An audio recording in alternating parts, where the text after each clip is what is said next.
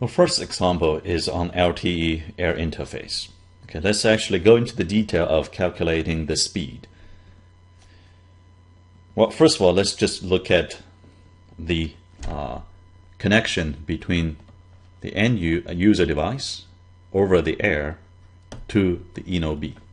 Okay, and let's only look at the physical layer first. Okay, so there's no application to speak of. Well, what is the formula of the speed here? Roughly speaking, it goes like this. We want to look at the number of bits transmitted, right? And then divide by the time. So the number of bits transmitted over time. And there is a standard unit of time called a subframe of data. 1 unit of time, that is 1 millisecond in the standardization. Let's just count how many bits can be sent over that 1 millisecond then. Well, we need to know the number of symbols per frequency block. Then we multiply that by the number of frequency blocks. Then we multiply by the number of bits per symbol. Then we multiply by any extra gain, such as the coding or MIMO multiple antenna gain. So the formula looks something like this. We look at the number of symbols per carrier. Okay, different how rich of descriptive power there is per carrier, meaning per small block of the frequency that you are using. Okay? Minus the control overhead that you need, for example, for channel estimation, to know how good the channel is before deciding what kind of modulation you can use. Then you multiply that difference by the number of carriers per frequency block. As mentioned in advanced material part of last lecture, and a quick summary here is that the frequency block is divided into a few blocks, okay, a number of blocks, and each block is then further divided into different carriers. Okay. So signals are modulated onto different carriers, and then we got many blocks of these carriers for LTE. So you multiply this difference by the number of carriers you have per frequency block. Then you subtract out other overhead. Okay? Then you multiply by the number of bits that you can transmit per symbol. If you got a good channel, you can carry more bits per symbol through a so-called higher order modulation. Again, the detail doesn't concern us because this is not a signal processing for communication course. Then we multiply the number of frequency blocks you have altogether, and then you multiply by the additional gains, such as coding gain and a MIMO antenna gain. Now, in the ideal case, we get the following kind of numbers. Okay? So symbols per carrier is usually, say, 14 in the ideal case for LTE. And the control overhead per carrier is, let's say, 1. Okay, and then we multiply by the number of carriers per frequency block. Usually there are 12 carriers. Okay, so multiply by 12, and each one has a frequency block of 180 kilohertz. And then there's a channel estimation overhead. Okay, and this amount of overhead is used to send something called pilot symbols to estimate how good the channel is, and that's ideally around 10 symbols, okay, for a 4x4 antenna system. And then you look at the number of bits per symbol that you can run. Ideally, this would be, say, 6, meaning that you have 2 to the 6, which is 64, so-called 64 QAM modulation. Okay.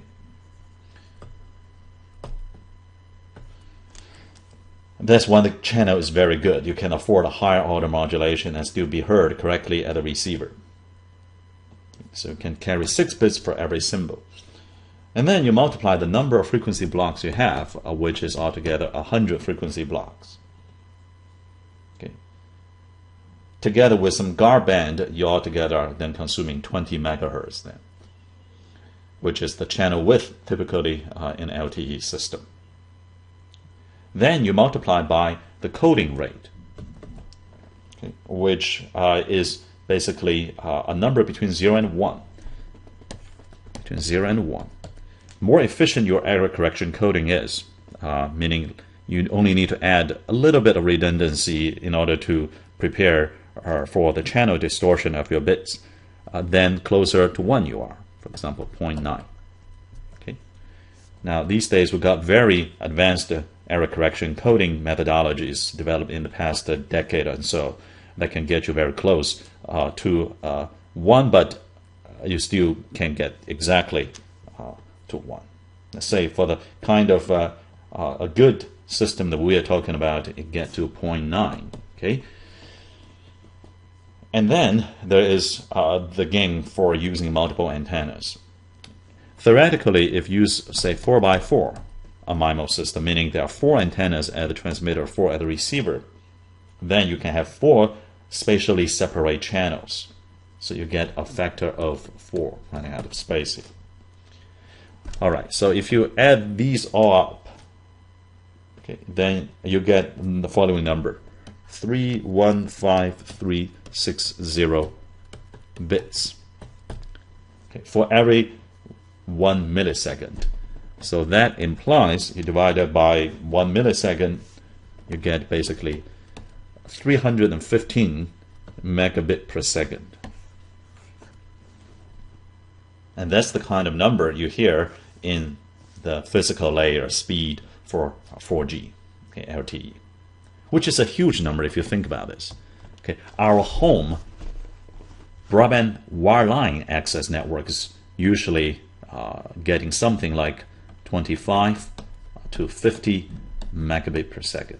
Okay, Wi-Fi, even if you use .11n, a fancy version of Wi-Fi, as we talked about last time, you are getting something like 100 megabit per second. So this is talking about a wide area wireless network, and you can get 300, more than 300 megabit per second. Okay, this is huge. Okay, in fact, if you can truly get this, you can run Ultra HD video, which requires 100 megabit per second or so. You can run many channels of HD over the air on your cell phone, LTE cell phone. Okay, if you can truly get application layer useful throughput at over 300 megabit per second. Okay. But in practice, what we get is the following: still restricting ourselves only to the physical layer and only to the link between the end user device and B. Okay, not talking about any other overhead, not talking about any other non-ideal network conditions yet. Just this very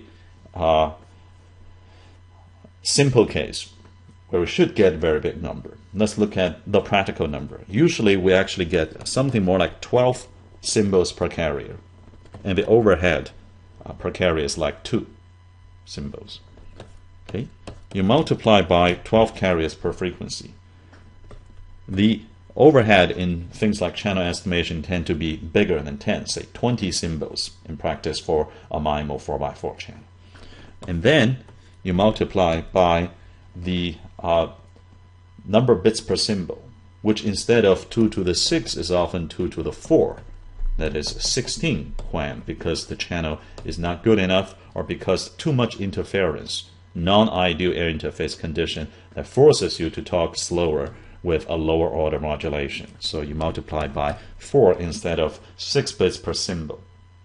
Okay, then you don't actually have 100 frequency blocks because you use so-called two-way communication based on half duplex. Okay, half of that goes to the one direction, the other half goes to the other direction. If you use time division multiplex, sometimes you get 60% of the frequency blocks for downlink, 40% for uplink. Let's say we're talking about downlink from B to U. Okay, that would be 60, right? So it's not 100. And then you multiply by the coding gain. And for the channel that we're dealing with, we may only be able to get, say, 70% efficiency. Then you multiply by the MIMO multiple antenna gain. You may have a 4x4 system. Okay, 4 transmit antenna, 4 receive antenna, but they may be placed so close to each other, and the air in between them may be such that you don't have 4 independent channels. You actually only have 2 independent channels. So you got a factor of 2 instead of 4. You carry out the calculation and you see a number that is 28,000 bits for each millisecond. So you divide by 1 millisecond, that implies you get 28 megabit per second rather than 315 megabit per second. Now 28 megabit per second is still very fast. If you can still actually get 28 in your application layer throughput, useful throughput, that is great. Okay? That is faster than most Wi-Fi we are used to. So can you get to 28 megabit per second for application layer useful throughput? Well, probably not. Okay? We have not add much beyond the physical and a little bit of MAC layer. This is already 8% of the ideal number. Let's add a few more. For example, more interference among users at peak hours. Upper layer, layers 3, 4, 5 protocol overhead headers, control signals, protocol semantics. Okay, you add backhaul network congestion. Okay, that would reduce it further. Okay, in fact, we haven't even added layer 2 fully. Okay, layer 2 for LTE, we mentioned there are 3 sublayers: PDCP, RLC, MAC. They all have their own overhead just in the header. Okay, so you got from 315 megabit per second down to 28 or so just by physical layer. And then after layer 2, all the header, you are down to 25. Okay. And after further overhead in terms of header and semantics and the control signal, and after further backhaul network non-ideal situations, you can easily get another factor of 2 to 5 reduction. That means you finally are getting down to something like 5 to 10 megabit per second that you can experience, say, in downloading a big PowerPoint email attachment. Not 315, but 5 to 10. And you see that this is like 3% of the advertised speed. Now, actually, if you can get to 10 megabit per second, that's not bad at all. You can run a pretty good experience of video. Okay, you can do many other applications on your phone. So LTE compared to 3G is still great. Okay, you just have to compare Apple with Apple, Orange with Orange. Okay, you can either compare LTE's physical layer ideal condition just between device and ENO-B with the same kind of number with 3G. Or you can compare the useful throughput application layer for LTE with that for 3G. Okay?